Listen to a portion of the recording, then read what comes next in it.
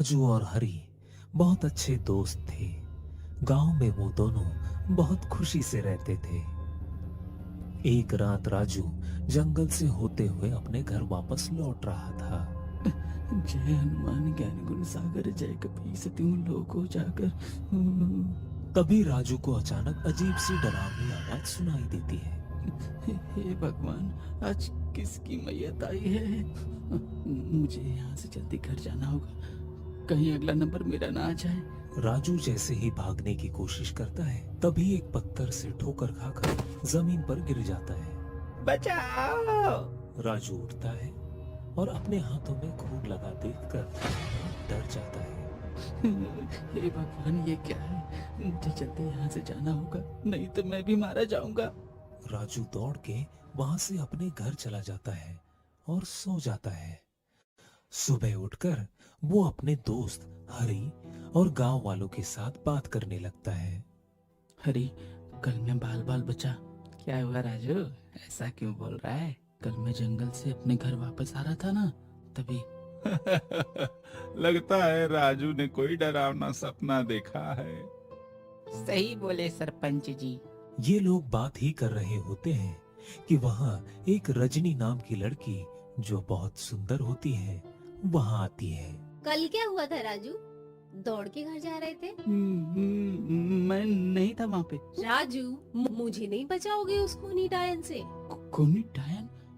तो तुम्हें कैसे पता कि वो खूनी डायन है? मैंने कहीं से सुना है।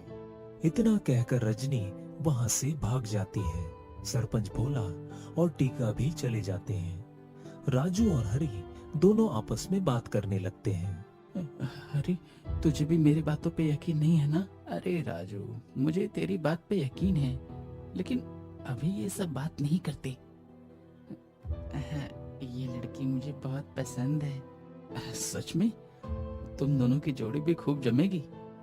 राजू और हरी अपने अपने घर चले जाते हैं। रात हो जाती है। तभी राजू को एक डरावनी आवाज सुनाई देती है।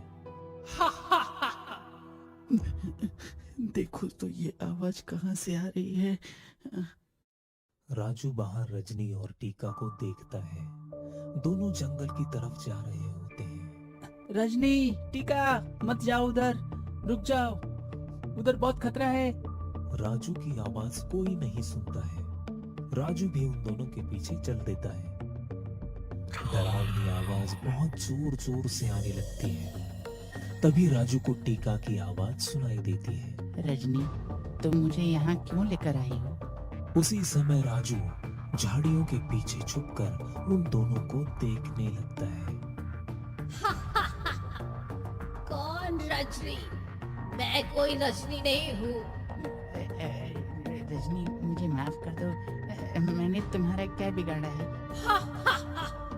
आज मैं तुझे नहीं छोड़ूंगी।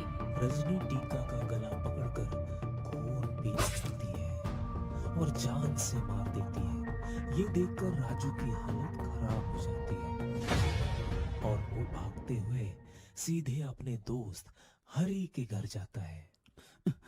अरे, सो गया क्या? दरवाजा खोल यार। अरे कौन है? मैं हूँ राजू। राजू, दरवाजा खोलो। राजू, क्या हुआ? तुम इतने डरे हुए क्यों हो? अरे पहले दरवाजा बंद करो। राजू, तुम्हारे पसीने क्यों निकल रहे हैं? अरे, वो खूनी डायन ने टीका को मार दिया। ये कहकर वो बेहोश हो जाता है। सुबह राजू को होश आ जाता है। होश आते ही हरी पूछने लगता है। अरे, रात में क्या हो गया था तुमको? डायन देख ली थी क्या? हाँ, डायन ही देख ली थी, जिसने टीका को मार दिया। क्या? टीका को मार दिया? ये डायन कौन है?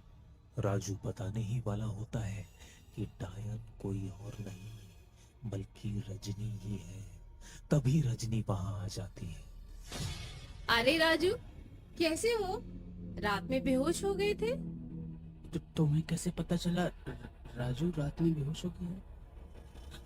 हरी, मुझे तुम्हें कुछ बताना है। राजू, मुझे भी बताओ। बाद में बताऊंगा। रजनी वहां से चली जाती है। राजू और हरी आपस में बात करने लगते हैं। हाँ, बता, क्या बताने वाला था? वो रजनी है ना, रजनी, खूनी डायन यही है। ऐसा क्या? रात हो जाती है। राजू और हरी सोने वाला ही होता है कि हरी को अचानक डरावनी आवाज सुनाई देती है। हरी मन ही मन सोचने लगता है। क्या यह सच में डायन होती है क्या, या राजू डरावने सपने देखता है? आज इसका पता लगा कर रहूंगा। राजू, तुम सो जाओ, हम अभी आते हैं। हरी, अकेले मत जा बाहर, बाहर बहुत खतरा है। उस खूनी डायन के हाथों लग जाओगे तो जिंदा वापस नहीं आओगे। अरे कुछ नहीं होगा, मैं भी आता हूँ, तू सो जा। हरी बाहर निकलता है तो सरपंच भोला को शौच के लिए जंगल की तरफ जाते देखता है और उसके पीछे रजनी को जाते देखता है। आखिर ये हो क्या रहा है? रजनी सरपंच के पीछे क्यों जा रही है? अचानक हरी को डरावनी आवाज सुनाई देती है। हरी आवाज की तरफ जाने लगता है। तभी सरपंच और रजनी को आमने सामने देख झाड़ियों में छुप जाता है। रजनी, तुम यहाँ क्या कर रही हो? तेरा काल बनकर आई हूँ, आज तुझे नहीं छोड़ूंगी। रजनी, मुझे माफ कर दो, मेरे छोटे छोटे बच्चे हैं। आज मैं तुझे हमेशा के लिए मुक्त कर देती हूँ। डायन रजनी सरपंच का गला पकड़कर उसका खून चूसने लगती है और जान से मार देती है। फिर अजीब सी आवाज निकालते हुए किसी को नहीं छोड़ूंगी, सबका खून पी जाऊंगी। ये देखकर हरी दौड़ के अपने घर जाता है और दरवाजा ठोकने लगता है। राजू, दरवाजा खोलो। क्या हुआ हरी? अब हो गया मेरी बातों पर भरोसा? राजू, रजनी ही खूनी डायन है। आज रजनी ने सरपंच जी को मार डाला। हमें कुछ करना होगा, नहीं तो ये हम लोगों को भी मार देगी। लेकिन करेंगे क्या? मैं एक बाबा को जानता हूँ, वो हमारी मदद जरूर करेंगे।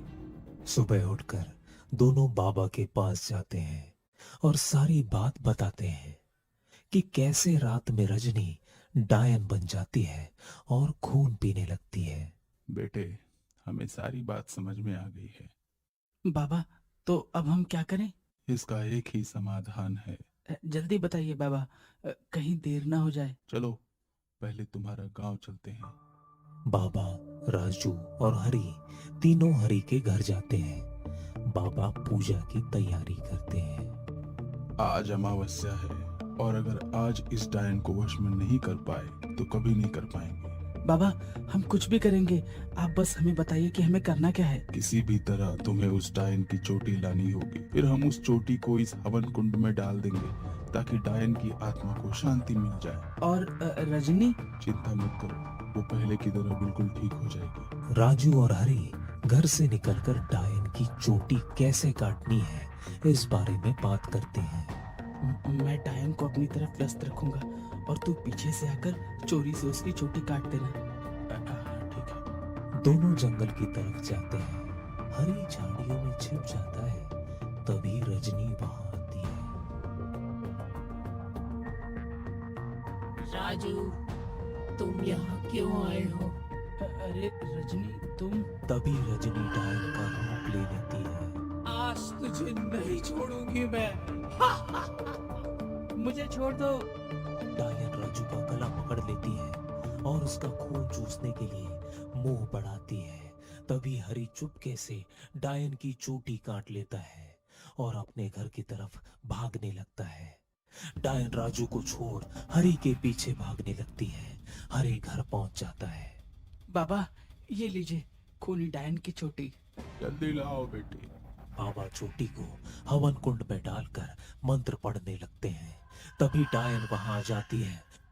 मैं तुझे नहीं छोड़ूंगी। तेरी इतनी हिम्मत की तूने मेरी चोटी काट ली। मुझे माफ कर दो। जैसे ही डायन हरी का गला पकड़कर खून चूसना चाहती है, डायन रजनी में बदल जाती है। तभी राजू भी वहां पर आ जाता है। बाबा, क्या डायन भाग गई? हाँ, डायन भाग गई। अब वो वापस नहीं आएगी। बहुत बहुत धन्यवाद बाबा जी। तब से डायन की चर्चा उस गांव में दोबारा नहीं हुई। कुछ दिनों बाद राजू रजनी से शादी कर लेता है। फिर राजू और रजनी खुशी से रहने लगते हैं। राशि, राशि कहाँ हो तुम? कौन राशि? मैं रितिका हूँ, तुम्हारी पत्नी। प्रतीक, क्या हो गया है तुम्हें? 2 दिन मैं तुमसे दूर क्या रही, तुमने अपनी क्या हालत कर ली है? रितिका, तुम आ गई, मगर मगर राशि कहाँ है? कौन राशि? तुम्हारी कजिन नेहा की सिस्टर इन लॉ। पिछले 2 दिनों से हमारे घर पर रह रही है। तुम्हारे जाते ही वो यहाँ आई थी। मगर नेहा की तो कोई सिस्टर इन लॉ नहीं है। कौन था यहाँ पर? जब देखो तब किताबों में उलझे हुए रहते हो, बस तुम्हारी कहानी और तुम। अपने घर गृहस्थी से तुम्हें कोई मतलब नहीं है, तो तुमने शादी ही क्यों की है? कहते हुए वो उसके सारे कॉपी किताब अपने बेडरूम से बाहर फेंकने लगी। इनकी जगह स्टडी रूम में होती है, ना कि रूम में। मगर तुम इन्हें लेकर अपने कमरे में आ गए। मेरे लिए तो जैसे तुम्हारे पास समय ही नहीं है। अरे अरे, ये क्या कर रही हो? यही तो मेरी रोजी रोटी है। यदि उनका अपमान करोगी तो ये मुझे बर्दाश्त नहीं होगा। आखिर तुमसे शादी करके मुझे मिला ही क्या है?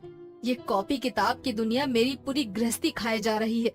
आज तुम सोच लो, तुम्हें मेरे साथ रहना या इन कॉपी किताबों के साथ? प्रतीक ने रितिका को अपनी बाहों में भरते हुए उसका गुस्सा शांत कराने की कोशिश की और कहा, रितिका, मैं भी तुमसे बहुत प्यार करता हूँ। तुम्हारे बिना रहने की मैं भी नहीं सोच सकता। बस ये किताब पूरी कर लूं, उसके बाद मेरा पूरा समय तुम्हारा है। मुझे पूरा विश्वास है ये बुक बेस्ट सेलर होगा। उसके बाद हम दोनों एक लंबी छुट्टी पर साथ चलेंगे।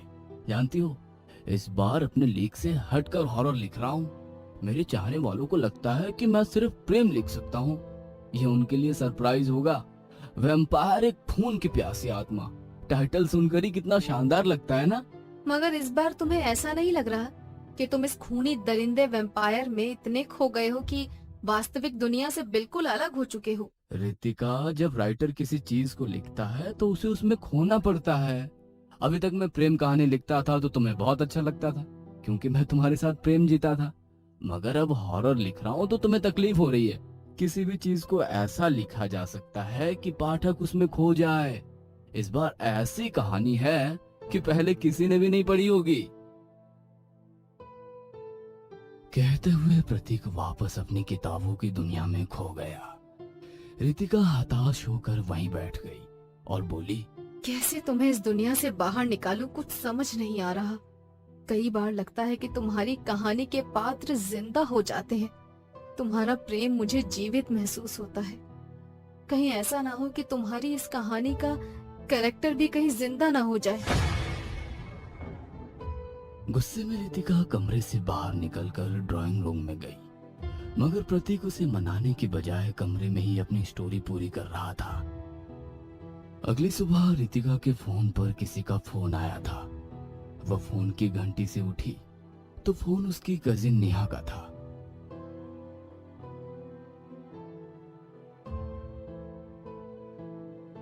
रितिका ने फोन उठाया और बात करने लगी। प्रतीक ने आंखें खोलकर देखा तो रितिका अपनी कजिन नेहा से बातें कर रही थी। फोन स्पीकर पर था। उससे बातें करते हुए उदास रितिका की आंखों में चमक आ गई। दोनों बचपन से एक साथ ही रहती थी। बहुत देर तक बचपन की बातें करने के बाद नेहा ने कहा, मेरी सिस्टर इन लॉ को एग्जाम देने शहर आना था। क्या तुम उसके रहने की व्यवस्था किसी होटल में कर सकती हो? इस बात पर रितिका नाराज होकर बोली, मेरा घर होते हुए वो होटल में क्यों रहेगी? हम दोनों भले ही कजन हैं, मगर सगी बहनों से ज्यादा एक दूसरे से प्यार करते हैं। उसको कहो वो मेरे घर आकर रह सकती है। बात करके रितिका ने फोन रख दिया। वह कमरे में गई तो प्रतीक अभी भी कहानी के ख्यालों में खोया हुआ था। उसे इस तरह देखकर वो नाराज हो गई, मगर दूसरे ही पल उसके होठों पर मुस्कान आ गई। प्रतीक, एक किताब के लिए कितनी मेहनत करते हो तुम। रितिका की आवाज सुनकर वो अपने ख्यालों से बाहर आया। बहुत दिनों के बाद रितिका के चेहरे पर मुस्कुराहट देखकर प्रतीक को भी खुशी हो रही थी। वो उसके चेहरे की मुस्कुराहट ही देखे जा रहा था। वो उसकी ओर देखकर ऐसे मुस्कुराया मानो बहुत दिनों के बाद उससे मिल रहा हो। उसने उठकर उसे गले लगा लिया। रितिका प्रतीक के इस अचानक बदलाव से बहुत खुश थी। वो भी उसे बदले में एक किस देते हुए बोली, क्या बात है, बहुत दिनों के बाद आज तुम बहुत खुश लग रहे हो। मेरी कहानी लगभग पूरी हो चुकी है, बस इसका अंत बाकी है। समझ नहीं आ रहा इसका अंत कैसे होगा, तुम मेरी कुछ मदद करो ना। कहते हुए वो उसे चेयर पर बैठा देता है और अपनी कहानी सुनाने के लिए किताब खोलता है। तो वो गुस्से में बोली, अभी भी आपको इस किताब के बारे में ही बात करनी है? मुझे कोई बात नहीं करनी है। कहकर गुस्से में उठ गई। कुछ देर के बाद एक बैग लेकर उसके सामने आई। उसे इस तरह तैयार देख वो बोला, ये बैग लेकर कहाँ जा रही हो? तुम अपनी किताबों की दुनिया में इस तरह खोए हुए हो, तुम्हें अपने आसपास का भी होश नहीं है। अभी कुछ देर पहले नेहा का फोन आया था, नानी की तबीयत ठीक नहीं है, मैं उनसे मिलने जा रही हूँ। क्या? मगर नानी के बारे में तो नेहा ने कुछ नहीं कहा। रितिका आश्चर्य से उसकी ओर देखने लगी और मन ही मन बोली, अभी सुबह ही तो इसके सामने बात हुई थी कि उसने कुछ नहीं सुना। कितना बेखबर हो गया है प्रतीक। उसने गहरी सांस ली और कहा, मैं जा रही हूँ, कल सुबह वापस आऊंगी। ऐसा कहकर रितिका चली जाती है। रितिका के जाने के बाद प्रतीक सोचने लगा, ऐसा पहली बार हुआ है कि रितिका ने मुझे अपने जाने के बारे में नहीं बताया। खैर कोई बात नहीं, अब ये नहीं रहेगी तो मैं आसानी से अपने नोवेल को पूरा कर सकता हूँ, कोई रोकने टोकने वाला नहीं रहेगा।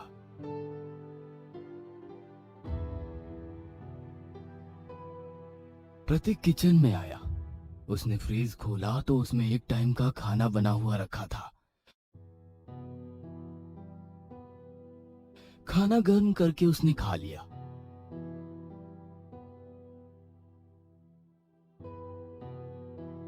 और अपने मोबाइल पर काम करने लगा। मगर कल सारी रात जागने के कारण उसे नींद आ गई। कुछ ही पल में वो सो गया। शाम को जब उसकी नींद खुली तो उसे अजीब सी बेचैनी हो रही थी।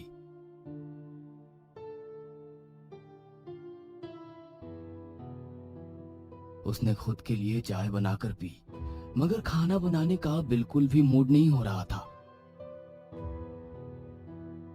वह तुरंत पास के ही एक रेस्टोरेंट में चला गया। वहां से वो खाना खाकर लौटा तो उसके घर के बाहर कोई बैठा था। उस आकृति को देखकर लगा शायद रितिका लौट आई है। वो खुश होकर वहां पहुंचा तो कोई और लड़की बैठी हुई थी। कौन है आप? किससे मिलना है आपको? हेलो, आप प्रतीक है ना, रितिका जी के हस्बैंड? हाँ, मगर आप कौन है? मैंने आपको पहचाना नहीं। मैं राशि, रितिका जी की कजन नेहा की सिस्टर इन लॉ राशि। एग्जाम देने के लिए यहाँ आई हूँ। हाँ, सुबह उसका फोन आया था, मगर रितिका तो यहाँ नहीं है। अचानक उसे अपनी नानी के यहाँ जाना पड़ा। यदि आप चाहे तो यहाँ रह सकती है, मुझे कोई परेशानी नहीं है। यदि आपको कोई परेशानी नहीं है तो मुझे भी कोई परेशानी नहीं है। आज की रात में रुक जाती हूँ, सुबह अपने लिए कोई जगह ढूंढ लूंगी। अरे उसकी कोई आवश्यकता नहीं है, आप इस घर में रह सकती है। वैसे भी मेरा पूरा समय तो किताबों के साथ ही निकल जाता है। किताबों के साथ निकल जाता है मतलब? आप कॉलेज में प्रोफेसर हैं क्या? कॉलेज में प्रोफेसर नहीं, एक प्रोफेशनल राइटर हूँ। शायद आपने मेरा नाम सुना होगा, प्रतीक एक प्रेम दीवाना। ओह माय गॉड, आप मिस्टर प्रतीक, द प्रतीक प्रेम दीवाना है। मैंने आपकी सारी नॉवेल पढ़ी है, आप बहुत अच्छा लिखते हैं। शुक्रिया, जानकर अच्छा लगा कि आप हमारी किताबों में दिलचस्पी लेती हैं। आपकी किताब इतनी इंटरेस्टिंग होती है, ऐसा लगता है कि काश वैसा प्यार हर एक लड़की के नसीब में हो। वैसे इस समय आप कौन सी लव स्टोरी लिख रहे हैं? वो तो मेरे रीडर्स के लिए सरप्राइज है, मगर आपसे खास रिश्ता है इसलिए आपको बता देता हूँ। इस बार मेरा नोवेल हॉरर है। एक वैम्पायर की कहानी है जो खून की तलाश में भटकता है। Sounds interesting. श्रृंगार रस के राइटर की कलम से भय रस को पढ़ना। बट आप राइटर से एक शिकायत है। कैसी शिकायत? इस पुरुषवादी समाज में आप भूत प्रेत में भी पुरुषवादिता दिखा देते हैं। जब एक ताकतवर वैम्पायर की बात होती है तो आप लोगों के दिमाग में एक पुरुष की छवि उभरती है, और जब कमजोर आत्मा की बात होती है तो आप लोग महिलाओं की आत्मा को चुनते हैं। मगर ये तो गलत है। आप गलत सोच रही हैं राशि जी। वैम्पायर मतलब एक विभत्स चेहरा जो सिर्फ पुरुषों का ही हो सकता है। महिलाएं तो सहज और सौम्य ही अच्छी लगती हैं। बातों में तो आप राइटर से हम नहीं जीत पाएंगे। कहकर वो जोरों से हंसने लगी। प्रतीक मंत्र मुग्ध सा उसकी हंसी में खो गया था। जाने क्या आकर्षण था उसकी हंसी में। इस तरह क्या देख रहे हैं? कुछ तो आकर्षण है तुम्हारी बातों में। तुम्हारी हंसी एकदम निश्चल बच्चों की तरह है। ऐसा लग रहा है तुम्हारे रूप में मेरी कल्पना साकार होकर मेरे सामने बैठी है। कहीं ऐसा तो नहीं कि मैं तुम्हारी कोई कल्पना हूँ? मुझे पता है तुम मेरी कल्पना नहीं हकीकत हो। काश तुम्हें भी शब्दों में पिरो पाता। मगर मुझे तो तुम्हारी कल्पना ने जन्म दिया है। तुम्हें मिलने के लिए ही आई हूँ। विश्वास नहीं होता तो सोचो अपनी कहानी का अंत। क्या सोचा है तुमने? राइटर से उसकी कहानी का अंत जानने का अच्छा तरीका है, मगर मैं तुम्हें बताने वाला नहीं हूँ। देर हो गई है, तुम जाकर सो जाओ, कल तुम्हारा पेपर है। प्रतीक और नेहा अंदर चले जाते हैं। नेहा फ्रेश होकर चेंज करके प्रतीक के पास आती है। प्रतीक अपनी किताब लिए कुर्सी पर बैठा था। तभी खिड़की से एक हवा का झोंका आता है और टेबल पर रखे प्रतीक के कुछ पन्ने उड़कर जमीन पर गिर जाते हैं। प्रतीक और नेहा उन्हें उठाने लगते हैं। तभी गलती से दोनों एक दूसरे का हाथ पकड़ लेते हैं। अब वो एक दूसरे के इतने नजदीक थे कि एक दूसरे की सांसें भी दोनों को साफ साफ महसूस हो रही थी। नेहा की आंखें मानो प्रतीक को सम्मोहित कर रही थी। प्रतीक अब पूरी तरह नेहा के काबू में था। प्रतीक ने नेहा को अपनी बाहों में उठाया और बिस्तर पर रखा। खुद भी बिस्तर पर जाकर नेहा को अपनी बाहों में भर लिया। नेहा ने अपना हाथ आगे करते हुए लाइट बंद की और अंधेरे में दोनों डरावनी आंखें चमकी।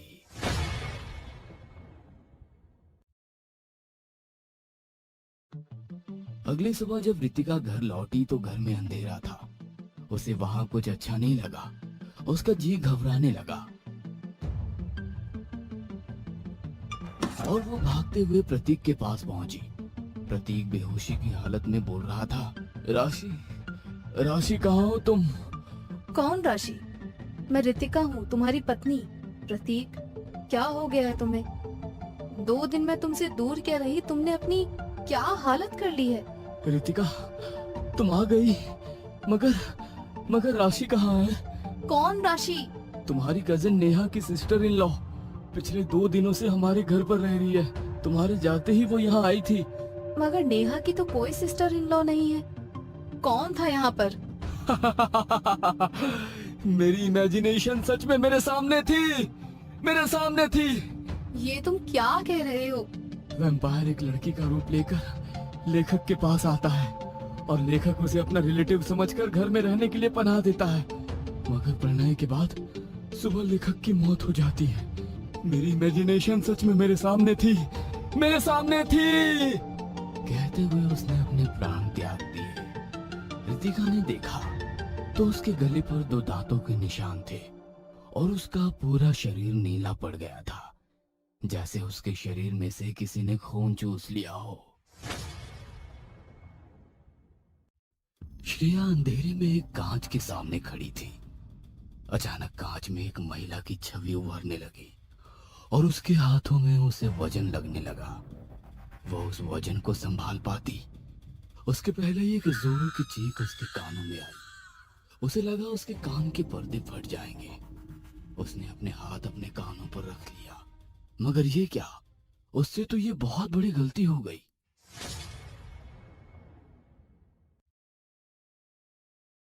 श्रेया एक 18 साल की लड़की है। इसके माता पिता बचपन में ही गुजर गए थे, तो ये अपने मामा मामी के पास रहती थी। अपनी बहन की आखिरी निशानी समझकर मामा तो श्रेया से बहुत प्यार करते थे, मगर मामी श्रेया को परेशान करने में कोई भी कसर नहीं छोड़ती थी। मामा के सामने तो अच्छे बनने का नाटक करती, मगर उनके ऑफिस चले जाने के बाद वो श्रेया से घर के सारे काम कराती थी। उसे खाने पीने के लिए भी ठीक से नहीं देती थी। हमेशा घर का बचा हुआ ठंडा बासी खाना ही देती थी। उसके मामा यदि उसके लिए दूध लाने को कहते तो वो दूध में पानी मिलाकर दे देती थी। पता नहीं कब तुझसे पीछा छूटेगा। पैदा होते ही अपने माँ बाप को खा गई, अब हमारी छाती पर मूंग दल रही है। काम की ना काज की, दुश्मन अनाज की। जब देखो खाने को चाहिए, मगर काम करने में मौत आती है। मामी मुझसे जितना हो पड़ता है उतना काम करती तो हूँ, उसके बावजूद भी आप मुझे हमेशा डांटती रहती हो। मामा के सामने तो इतनी भली बन जाती हो, मगर उनके जाते ही अपने असली रंग दिखा देती हो। बहुत जुबान चलने लग गई है तेरी, अभी खबर लेती हूँ। कहते हुए उन्होंने श्रेया को बहुत मारा। श्रेया अकेले में बहुत देर तक रोती रही। भगवान, आपने मेरी किस्मत कितनी खराब लिखी है। क्या मुझे हमेशा जीवन भर ऐसे ही दुख मिलता रहेगा, या कभी कोई सुख भी मिलेगा? बचपन में माँ पापा चले गए, अब मुझे कोई प्यार भी नहीं करता। कॉलेज में मेरी कोई दोस्त नहीं है। मेरे जैसा बदनसीब तो कोई नहीं होगा। रोते हुए श्रेया सो गई। अगले दिन सुबह जब मामा ने उसे देखा तो मार के कारण उसका पूरा शरीर सूजा हुआ था। बेटा, ये क्या है? तेरा पूरा शरीर कितना सूजा है? किसी ने मारा क्या तुझे? कहते हुए वो मामी की ओर देखने लगे। नहीं मामा, मुझे किसी ने नहीं मारा। कल कॉलेज से लौटते समय एक छोटा सा एक्सीडेंट हो गया था, उसके कारण ये सूजन आ रही है। एक्सीडेंट? अरे कैसा एक्सीडेंट? तूने कुछ बताया नहीं। ऐसे ही छोटा सा एक्सीडेंट था। मामी जी ने दवाई दे दी और हल्दी का दूध पिला दिया था। इसके कारण जब तक आप ऑफिस से आए तब तक नींद आ गई। आप फिक्र ना करो, मैं ठीक हूँ। अच्छा बैठ, ब्रेकफास्ट कर ले। नहीं, अभी इच्छा नहीं है। कैंटीन में कुछ खा लूंगी। जरूरी लेक्चर है, मुझे लेट हो रहा है, चलती हूँ। घर से निकलकर श्रेया और ज्यादा उदास थी।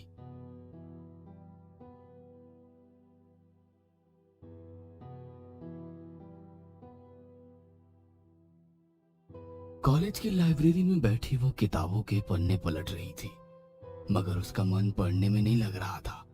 वो कोई कहानी की किताब ढूंढने के लिए उठी तो उसके हाथ एक किताब लगी जिसका नाम था power of black magic. Power of black magic? Black magic जैसा कुछ होता है क्या? काश कि ये सच हो। यदि ये सच होगा तो हो सकता है कि मेरी किस्मत बदल जाए। सोचते हुए श्रेया उस बुक को पढ़ने लगी। उसमें तरह तरह के ब्लैक मैजिक लिखे हुए थे।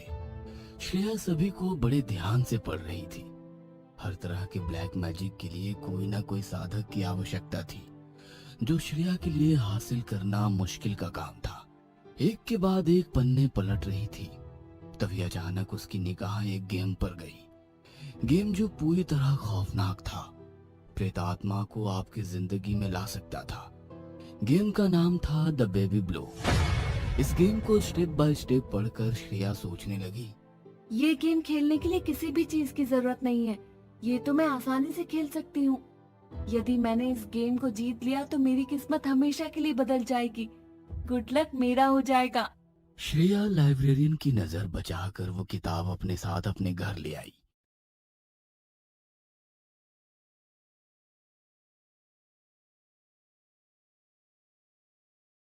रात को सबके सो जाने के बाद वो दोबारा उस किताब को खोलकर पढ़ने लगी। कई सालों पहले इस दुनिया के किसी कोने में डेजी ब्लू नाम की औरत रहा करती थी। उसे एक सैनिक से प्यार हो गया। कुछ समय बाद दोनों ने अपने प्यार को एक नाम दिया और शादी कर ली। शादी के बाद सब कुछ ठीक था। डेजी एक बच्चे की माँ बनी, मगर कुछ समय के बाद उसकी किस्मत बदल गई। एक जंग की वजह से उसका पति सरहद पर चला गया। डेजी को अब तक अपने पति के साथ रहने की आदत हो गई थी। पति के चले जाने के बाद वो अकेली हो गई और उसका मानसिक संतुलन बिगड़ने लगा। वो बच्चे का भी कुछ खास ध्यान नहीं रख पाती थी। बुरी बात तो तब हुई जब युद्ध के दौरान उसके पति की मृत्यु का समाचार उसके पास आया, उसके बाद तो वो और अजीब अजीब सी हरकतें करने लगी। लोगों के हिसाब से वो पागल हो गई थी। एक दिन अपने घर में उसकी नजर अपने परिवार की तस्वीर पर पड़ी। वो तस्वीर देखकर वो जोरों से चिल्लाने लगी और उस तस्वीर को उठाकर जमीन पर फेंक दिया। बच्चा शोर शराबे के कारण रोने लगा तो उसने उस कांच के टुकड़े से अपने बच्चे को मार दिया और फिर खुद भी कांच के टुकड़े से अपनी नस काट कर मर गई। तब से लेकर आज तक कांच के अंदर उसकी आत्मा कैद है। कोई भी शख्स कांच में देखकर बेबी को हाथ में लेने का पोज बनाकर आईने के सामने खड़ा होकर कहे, baby blue, I know the thing she did to you. लगातार कहते रहे तो कांच में एक महिला का अक्स उभरता है और आपकी गोद में एक अनदेखा बच्चा आ जाता है। कांच में स्थित महिला उस बच्चे को आपसे छीनने की कोशिश करती है, मगर यदि आप उस महिला से डरे बिना यदि ये गेम जीत जाते हैं तो गुड लक हमेशा आपका होता है, मगर यदि हार जाते हैं तो मौत सुनिश्चित है। दोबारा से पूरी कहानी पढ़कर श्रेया बहुत दुविधा में थी कि क्या करे, ये गेम खेले या ना खेले। उसने बहुत हिम्मत करके अपने कमरे की लाइट बंद कर दी, फिर बाथरूम के मिरर के सामने खड़े होकर 2 बार बोली, baby blue, I know the thing she did to you. बोलते हुए श्रेया को पसीना आ रहा था। वो आगे नहीं बोल पाई और लाइट ऑन करके बाथरूम से बाहर आ गई। वो पूरे पसीने में भीग चुकी थी। गहरी सांस लेते हुए उसने पानी पीने के लिए ग्लास उठाया तो उसे लगा उसके पीछे से कोई साया गुजरा है। उसने पलट कर देखा तो वहां कोई नहीं था। श्रेया खुद को रिलैक्स करने की कोशिश करने लगी और खुद से बोली, Shreya, you can do this, you have to do this. तुम ऐसे हार नहीं मान सकती। तुम्हें अपनी किस्मत बदलनी है या नहीं? खुद से बात करके खुद को हौसला देकर उसने अपने कमरे की लाइट दोबारा बंद की। श्रेया अंधेरे में एक मिरर के सामने खड़ी थी। उसने बेबी को गोद में उठाने का पोज बनाया और बार बार कहने लगी, baby blue, I know the thing she did to you. Baby blue, I know the thing she did to you. थोड़ी देर तक तो कुछ नहीं हुआ। वो हार कर कमरे की लाइट चालू करने ही वाली थी कि अचानक कांच में एक महिला की छवि उभरने लगी और उसके हाथों में उसे वजन लगने लगा। उसे लगा एक छोटा बच्चा उसकी गोद में है। वो उस वजन को संभाल पाती उसके पहले एक जोरों की चीख उसके कानों में आई। उसे लगा उसके कान के पर्दे फट जाएंगे। जैसे जैसे उसने उस चीख को सहन किया, मगर वो कांच वाली महिला बार बार उसके कानों में बहुत शोर कर रही थी। उसे ये शोर बर्दाश्त नहीं हो रहा था और उसने अपने दोनों हाथों को झटक कर हाथ अपने कानों पर रख लिया। मगर ये क्या, उससे तो ये बहुत बड़ी गलती हो गई। अब बच्चा उसके हाथ में नहीं था। श्रेया इस गेम में हार चुकी थी। उसे उस महिला से नहीं डरना था, मगर श्रेया उस महिला से बुरी तरह डर गई। अब उसे समझ नहीं आ रहा था कि वो क्या करे। महिला के डराने का शोर बंद होते ही उसके कान में एक बच्चे के रोने की आवाज गूंजने लगी और उसने महसूस किया कि वो आईने वाली महिला आईने से बाहर आ गई है। उसने लाइट चालू कर ली और डर के कारण श्रेया जोर से चीखने लगी। रोशनी होते ही वो आत्मा वहां से चली गई। उसकी चीख सुनकर घर के सब लोग उसके कमरे में आ गए। रात में भी चैन नहीं है। ए लड़की, इस तरह क्यों चिल्ला रही है? मानो कोई भूत देख लिया हो। कभी तो बच्ची से प्यार से बात कर लिया करो, देखो कैसी घबराई हुई है बेचारी। तभी मामी की निगाह उस किताब पर गई जिस किताब को पढ़कर श्रेया ने बेबी ब्लू मैजिक किया था। मामी ने वो किताब उठाकर मामा को दिखाई। ये देखो, अपनी भांजी के कारनामे, काला जादू करना सीख रही है। अपने मम्मी पापा को तो खा गई, अब हमें भी खा जाएगी। श्रेया, ये सब क्या है बेटा? इस तरह की किताब तुम्हारे पास क्या कर रही है? श्रेया के पास अपने मामा की बात का कोई जवाब नहीं था। वो खामोश थी। मामा मामी नाराज होकर उस कमरे से बाहर चले गए। अभी तक तो मामी नाराज होती थी, अब मामा भी नाराज हो गए। लगता है मेरा और बैड लक चालू होने वाला है। ऐसा कहकर श्रेया सोने चली जाती है। तभी उसके कानों में बच्चे के रोने की आवाज आने लगती है। वो अपने कान को बंद करके अपने बिस्तर पर चुपचाप लेट गई। उसे महसूस हुआ कि उसके बिस्तर पर उसके साथ कोई है। उसके कानों में धीरे धीरे आवाज आ रही थी, Shreya, Shreya, I know the thing she did to you. Shreya ने जैसे ही अपनी आंखें खोली, उसके बगल में एक डरावनी सी औरत सो रही थी। उसे देखकर श्रेया के पसीने छूटने लगे। उसके मुंह से आवाज निकलनी बंद हो गई। उसका दिल तेजी से धड़कने लगा, सांस फूलने लगी और वो बेहोश हो गई। अगली सुबह जब श्रेया की आंख खुली तो उसने देखा कि उसके बिस्तर पर कोई नहीं है। जब कॉलेज जाने के लिए श्रेया तैयार हुई तो कांच में उसे अपने अक्स की जगह उसी औरत का अक्स नजर आया। वो औरत फिर से बोली, Shreya, Shreya, I know the thing she did to you. वह तुरंत अपने कॉलेज चली गई और लाइब्रेरियन को वो बुक सबमिट करा दी। ये बुक तुम्हारे पास क्या कर रही है? ये इस कॉलेज की नहीं है, यहाँ क्यों लेकर आई? कल मैं चुपचाप यहीं से ये बुक लेकर गई थी, मगर मुझे अब ये बुक नहीं चाहिए।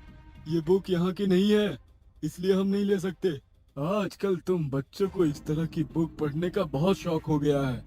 श्रेया को लाइब्रेरियन के पीछे वही औरत खड़ी नजर आई। लाइब्रेरियन के मना करने के बावजूद भी श्रेया उस बुक को वहां रखकर चली गई और सीधे कॉलेज के वॉशरूम में जाकर मुंह धोने लगी। मुंह धोकर जब कांच में उसने अपना चेहरा देखा तो कांच में उसी महिला का अक्स था। Shreya, Shreya, I know the thing she did to you. इस बार श्रेया खुद को बचा पाती। उसके पहले वो साया उस कांच में से बाहर आया और श्रेया का सर उसी कांच में गिर गया।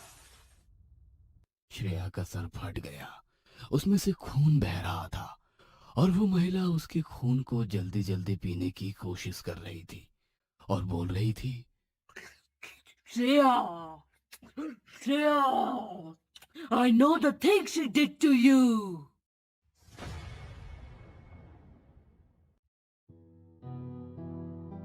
मैक्सिको के शानदार होटल रूम में बैठे हुए तीन दोस्त मैक, सैम और जिमी अपने अपने मोबाइल और लैपटॉप पर बड़ी ही गंभीरता से कुछ सर्च कर रहे थे। तभी जिमी एक्साइटेड होते हुए अपना फोन दिखाकर बोला, गाइस, ये देखो मुझे क्या मिला है। मुझे पता है हमें अपना काम सबसे पहले कहाँ से शुरू करना है। Doll island. हम दोनों भी उसी के बारे में देख रहे हैं। घोस्ट हंटर के तौर पर ये हमारा पहला आउट ऑफ कंट्री प्रोजेक्ट होगा और अगर इसमें हम सक्सेसफुल रहे, ट्रस्ट मी, हमारा नाम वर्ल्ड बेस्ट घोस्ट हंटर्स में आएगा। आई कांट वेट कि हम लोग डॉल आइलैंड पर जाकर उन डॉल्स के बीच में क्या राज छिपा है वो ढूंढे। तभी रूम का बेल बजा और जिमी ने जैसे ही दरवाजा खोला, सामने एक बड़ी ही खूबसूरत सी नीली आंखों वाली मैक्सिकन लड़की खड़ी थी। जिमी पहले तो कुछ देर तक उस लड़की को घूरता रहा और फिर उसने पूछा, yes miss, tell me, how can I help you? Hi, my name is Alina. You guys are from India, right? Yes, we are from India, but how? Jimmy इतना बोला ही था कि उस लड़की ने जिमी को एक तरफ किया और कमरे में आकर सोफे पर बैठी हुई बोली, तुम लोग मुझसे हिंदी में बात कर सकते हो। तुम्हें कोई मैक्सिकन टू इंग्लिश और हिंदी गाइड चाहिए थी ना? मैक्स उस लड़की के फ्रैंक अंदाज से बड़ा ही इम्प्रेस दिख रहा था। उसने मुस्कुराते हुए कहा, हमें डॉल आइलैंड घूमने के लिए गाइड तो चाहिए थी, बट हमें नहीं पता था कि यहाँ की गाइड खुद डॉल जैसी होती होगी। इतना कहकर मैक्स अलीना को ऊपर से नीचे तक देखने लगा। मैक्स की बात सुनकर अलीना उसकी आंखों में देखती हुई बोली, और तुम्हें पता होना चाहिए कि यहाँ की डॉल सिर्फ डॉल्स नहीं होती। डॉल से बचकर रहो। क्या पता किसी डॉल की नजर में आ गए तो वो तुम्हें उसी डॉल आइलैंड पर लेकर चली जाए। अलीना ने इस बात को इस तरीके से कहा था कि मैक्स को पसीना आने लगा था। उसने घबराकर पूछा, क्या क्या मतलब है तुम्हारा? अलीना हंसते हुए उठकर खड़ी हो गई और बोली, कल सुबह तुम लोग रेडी रहना। और वो चली गई। रात में खाना खाने के बाद सैम, जिमी और मैक्स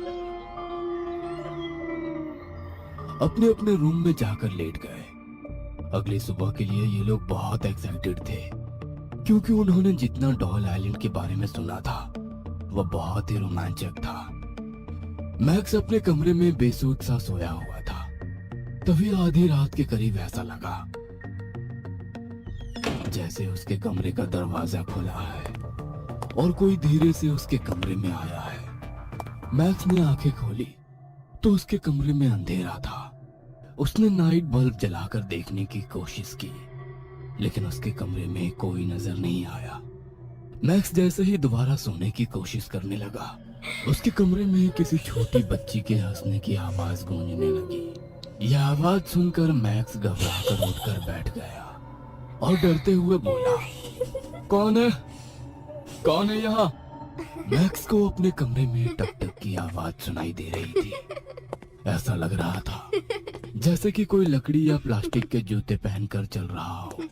इससे पहले कि मैक्स कुछ समझ पाता, उसका बेड जोर जोर से हिलने लगा और उसके बेड के नीचे से किसी के हंसने की आवाज गूंजने लगी। मैक्स तुरंत अपने बेड से नीचे उतरा और उसने धीरे से झांक कर अपने बेड के नीचे देखा। जैसे ही अपने बेड के नीचे देखा, खौफ से पीछे हो गया। उसके बेड के नीचे बहुत सी डॉल बैठी खिलखिलाकर हंस रही थी और देखते ही देखते वो डॉल मैक्स के चारों तरफ आ गई। कमरे में आने वाली टक टक की आवाज उन डॉल्स के चलने से हो रही थी। डॉल्स उसके सर पर चढ़ गई और उसके कंधे पर कूद गई और मैक्स के कान में जोर जोर से हंसने चिल्लाने लगी। मैक्स उन्हें इधर उधर हटाने लगा। छोड़ दो, दूर हटो।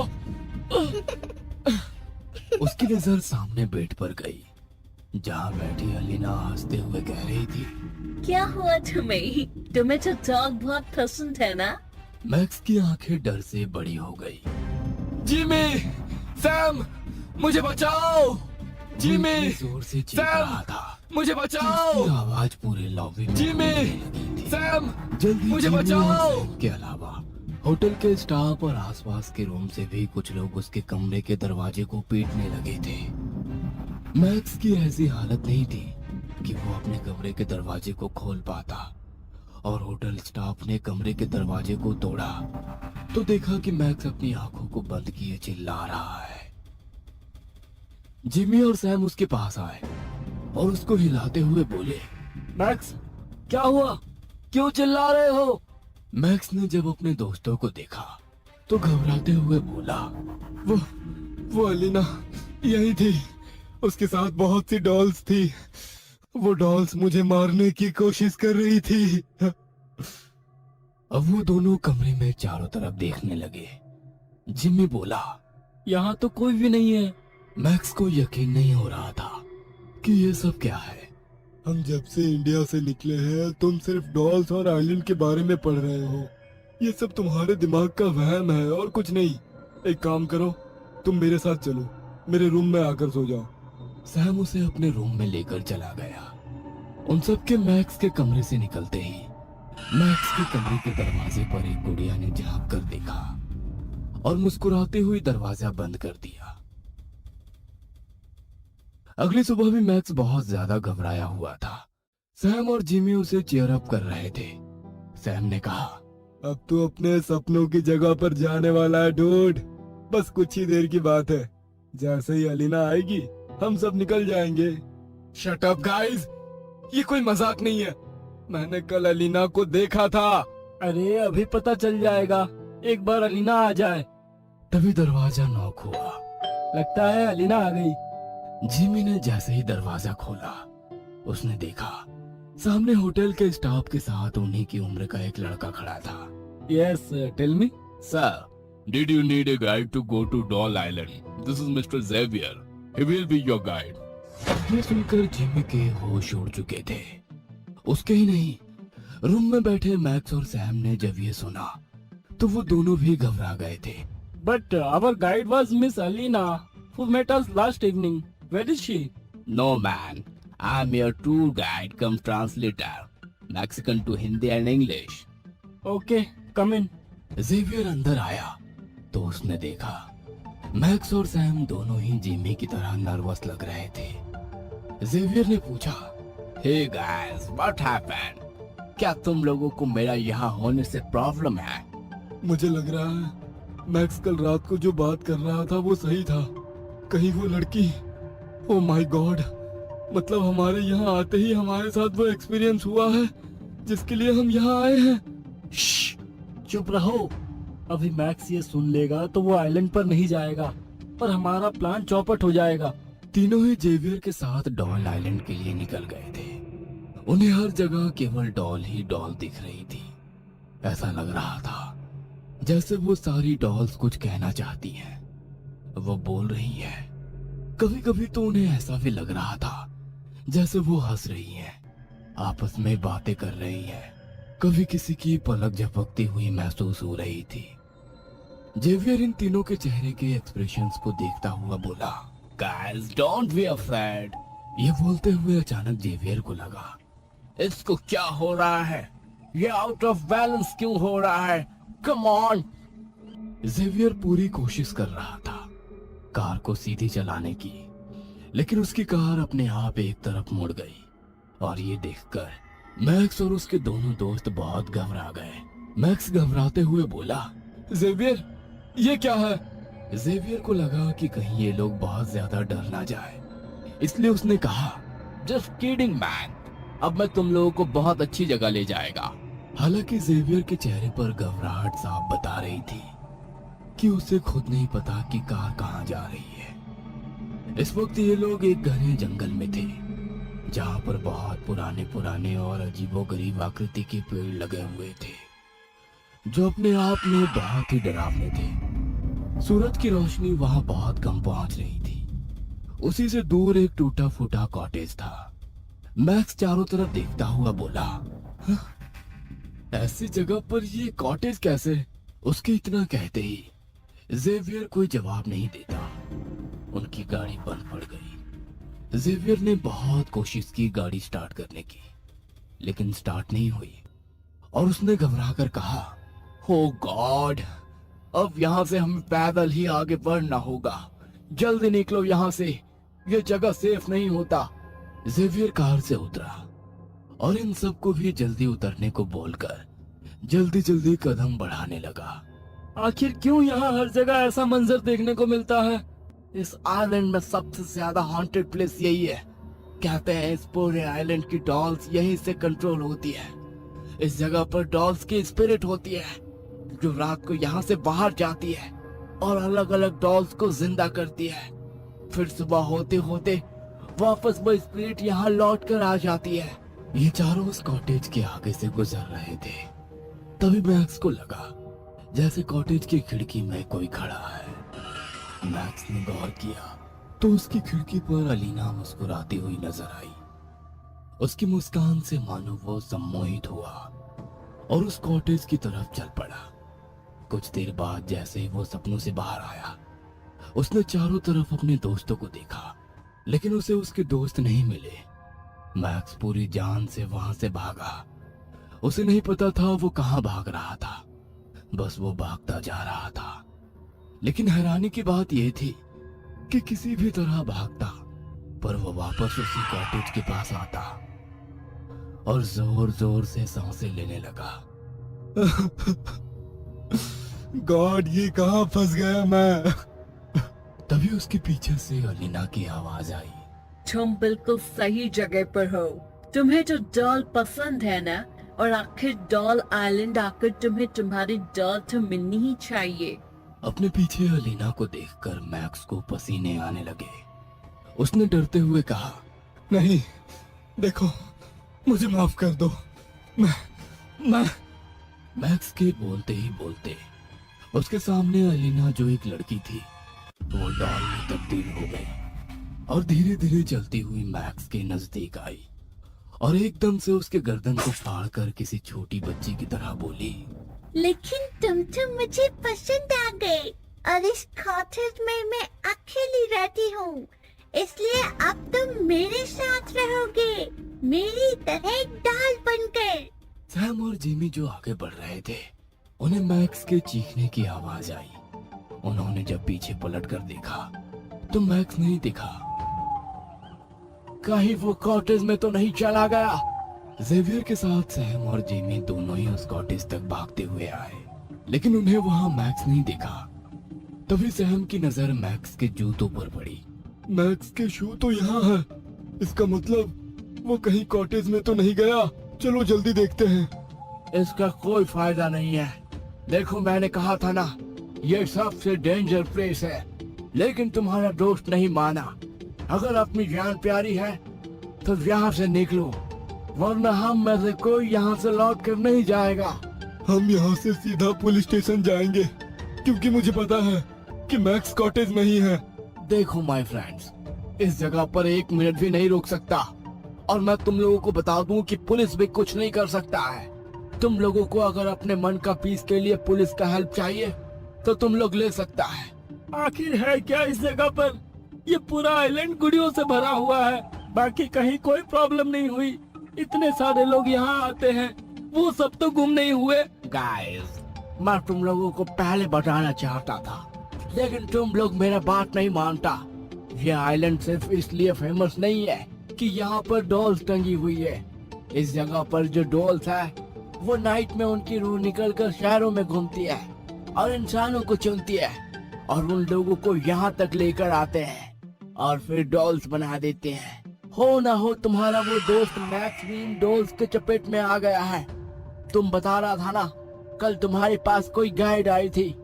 हो ना हो वो कोई ह्यूमन नहीं थी, वो डॉल थी जो अपने शिकार की तलाश में निकली थी, और उसने तुम्हारे दोस्त को सेलेक्ट किया था। क्या बकवास है ये? ऐसा कुछ नहीं होता।